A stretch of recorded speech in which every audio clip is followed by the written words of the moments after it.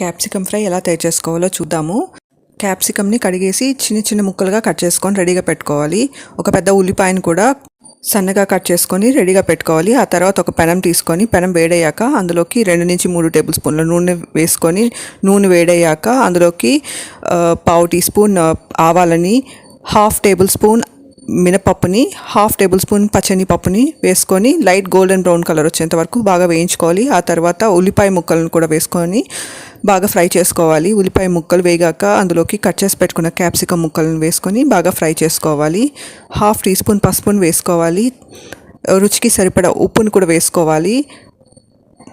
ఒక 2 నుంచి 3 నిమిషాలు బాగా ఫ్రై అయ్యాక మూత పెట్టి మీడియం టు లో హీట్ మధ్యలో పెట్టేసి కుక్ చేస్తే క్యాప్సికమ్ ఫ్రై అవుతుంది. క్యాప్సికమ్ ఉడికాక అందులోకి తగినంత కారాన్ని అయితే వేసుకోవాలి. 1/2 టేబుల్ స్పూన్ కారాన్ని అయితే నేను ఇక్కడ వేసాను.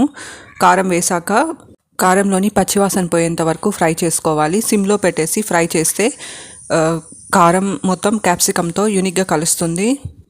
ఈ క్యాప్సికమ్ ఫ్రై చపాతీతో బాగుంటుంది, ఇంకా రసంలోకి కూడా బాగుంటుంది. మీకు కావాలంటే ఎగ్ కూడా దీంట్లోకి మిక్స్ చేసుకోవచ్చు.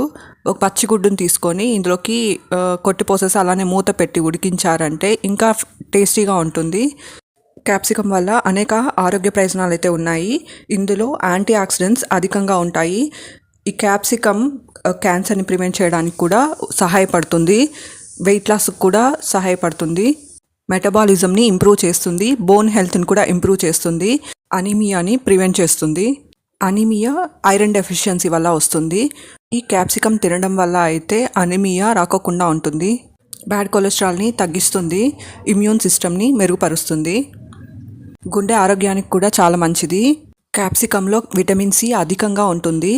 అందుకే క్యాప్సికమ్ తినడం ద్వారా ఇమ్యూనిటీ అయితే పెరుగుతుంది. క్యాన్సర్ని కూడా తగ్గించే గుణం ఈ క్యాప్సికమ్కి అయితే ఉంటుంది. ఇంకా ఇందులో potassium, magnesium, iron, vitamin B6 ఉంటాయి. అనేక ఆరోగ్య ప్రయోజనాలు ఉన్న ఈ రెసిపీని ఒకసారి ట్రై చేసి చూడండి. ఈ రెసిపీ రసంతో బాగుంటుంది, చపాతీతో కూడా బాగుంటుంది. అనేక ఆరోగ్య ప్రయోజనాలు ఉన్న ఈ రెసిపీని ఒకసారి ట్రై చేసి చూడండి. నచ్చితే సబ్స్క్రైబ్ చేసుకోండి.